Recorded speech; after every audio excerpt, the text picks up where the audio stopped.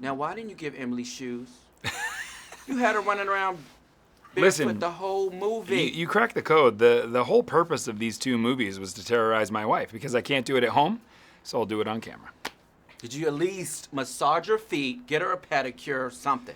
I gave her sneakers in some of the shots. That's all I could do.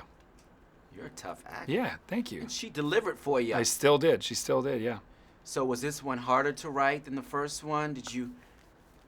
I don't know. I think for me it was probably more fun to write this one than the first one because the first one I was rewriting a script that the spec script that were written by Beckham Woods, and they had this amazing idea, and I was sort of adding to it and drilling down on this family theme. And this one, I had the family theme and the rules all set, and it was kind of one of those things where now that the sandbox was established, I could play a lot more in it. And so I started to have more fun and take more chances on sound and putting this very sad family in a lot of horrible situations. With a newborn baby. I know, right? You gave them. They were barefoot. First, you had to push out one. The first one, right? That's right. What's going on in the house? A lot that we're working out. Yeah, this is our therapy. Did she ever at home try to like change stuff around, or like, try to give herself shoes, or make the child a little older, or say? Nope. That's the thing that's amazing about her, having nothing to be with being my wife.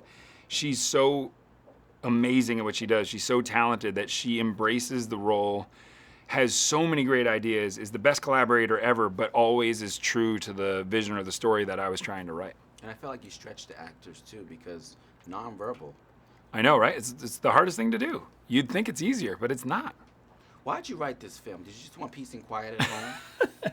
No, I actually said that I didn't want to write or direct the second film. When the studio asked if I would do a sequel, I said no because, weirdly, I'm a audience member first before I'm a writer, director, or an actor, and I thought sequels are terrifying. You know what I mean? They usually are just like a cash grab by the studio, and they're not as good as the first, and there's all these fears, and so I said no, and then I had this idea to make Millie the lead of the movie, and that sort of opened up this whole thing about, oh, wow, it can actually be a continuation of the first one. Oh, wow, it could be more emotionally impactful because it's continuing the metaphor of the first movie. If the first movie's about that promise you make as a parent that, if you stick with me, I can keep you safe forever, that's a false promise, and one day it's going to be broken. And when it is broken, I think that's what adolescence is. I think that's what being a young adult is, learning to take these steps on your own, and she did such an incredible job. So then it became an incredibly emotional ride for me. When did that hit you, though? When did all that hit you? I think when the studio said, our producer, Andrew Form, Jedi mind tricked me into saying, no, we'll totally get another writer-director to do this. Will you just write the outline? I went, yeah, no problem. So I wrote this outline of an idea, and I went, damn it, I'm directing this thing. I already knew that I was going to direct it. I'm not going to pass this along. Exactly. They knew what they were doing. They did. Now, are you going to show this movie to your kids when they get out of line? Emily says it's PG-40. So when they're 40 years old, they can watch it. You said you don't like remake. I was going to, people want to know about The Office. Right. We do a movie. Yeah.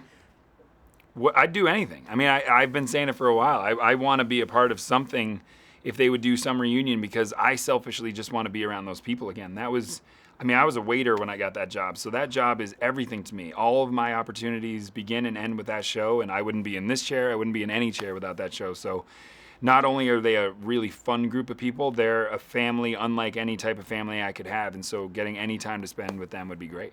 And Chris Martin. So make it happen. Make it happen. I can't make it happen. You can make it happen. You have the studio knocking on your doors. So why wouldn't you want to make this a musical? Because I heard Chris Martin wanted to make Quiet Place a musical. Chris had a really good idea. I was shown that this is a big conspiracy. I was shown the footage of his musical idea and said it was great, and then promptly fell asleep because we were watching the video in bed, fully expecting that my wife would text him back, and she did not. Oh, you're going to blame it on her? I have to. Thank you for watching. If you want more extra, hit the subscribe button and the bell so you'll never miss a video.